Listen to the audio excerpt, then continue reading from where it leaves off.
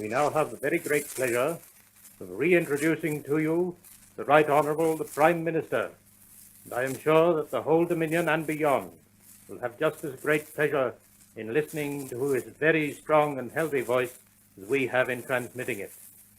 The Right Honourable Mr. Savage. Good evening, everybody. In this critical hour of our own and the world's history, I feel that I should abuse my privilege of addressing you if I were to speak of matters affecting myself personally. For that reason, and that reason only, I say no more of a certain recent experience that I have had than this, that it has taught me, as nothing else could have done, how quick to kindness the people of this country can be, and how easily political and other differences are extinguished by sympathy and goodwill. Tonight I feel that I can say to all of you, with a sense of certainty that I have never quite felt before, thank you, friends, for your kindness that you have so generously shown to me. To my colleagues who have so loyally in these anxious times carried on the work of government in my absence, performing without complaint my tasks as well as theirs, I express my sincere gratitude, and I concur wholeheartedly in every decision they have made for the safety and well-being of the state. It is not my purpose tonight to state at length the issues involved in the conflict that has now begun, but I should like to tell you in a few sentences just how I see them. The war on which we are entering may be a long one, demanding from us heavy and continuous sacrifice. It is essential that we realize from the beginning that our cause is worth the sacrifice. I believe in all sincerity that it is. None of us has any hatred of the German people. For the old culture of the Germans, their songs, their poetry, and their music, we have nothing but admiration and affection. We believe that there are many millions of German people who want to live in peace and quietness as we do, threatening no one and seeking to dominate no one. But we know, alas, that such a way of life is despised and rejected by the men who have seized and hold power in Germany. We know that those who have done and are doing incalculable harm to the true interests of their country, and that they are wasting and destroying the intellectual, artistic, moral, and spiritual resources that their people have built up throughout the centuries. In doing this, they have, for the time being, cowed the spirit of a vast number of their best people. This work of destruction they have already carried into other countries, and despite denials, now intend to carry into Poland.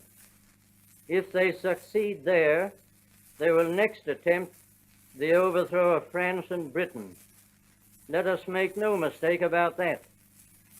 Of course, they repudiate any such intention, but fortunately for the world, we know now what it has taken us a long time to learn, that their promises are worthless, are made only to gain an advantage for the time being, and are broken as soon as that advantage has been secured.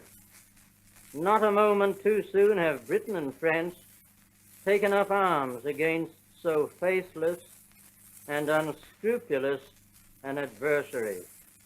The fight on which we are now engaged is one whose issue concerns all nations of the world, whether as yet they realize it or not. We are fighting a doctrine that springs from a contempt of human nature, a doctrine that government is the affair only of a self-selected elite who, without consulting the people, may irrevocably determine what the people shall do and shall not do. The masses are to be used as instruments of power in the hands of their masters. They are to be given slogans and directed towards this or that objective approved by their masters. But never are they to be treated as free men, as individual and responsible souls. The individual man is submerged and forgotten, the intrinsic worthiness of his personality contemptuously ignored. Freedom of action and expression is denied to him. Dissent or criticism is brutally repressed. These are a few of the incidents of the Nazi philosophy that is seeking to thrust itself everywhere over Europe today and the rest of the world tomorrow. Nazism is militant and insatiable paganism. In short but terrible history, it has caused incalculable suffering. If permitted to continue, it will spread misery and desolation throughout the world. It cannot be appeased or conciliated. Either it or civilization must disappear. To destroy it, but not the great nation which it has so cruelly cheated, is the task of those who have taken up arms against Nazism. May God prosper those arms. I am satisfied that nowhere will the issue be more clearly understood than in New Zealand, where for almost a century, behind the sure shield of Britain, we have enjoyed and cherished freedom and self-government. Both with gratitude for the past and with confidence in the future, we range ourselves without fear beside Britain. Where she goes, we go. Where she stands, we stand.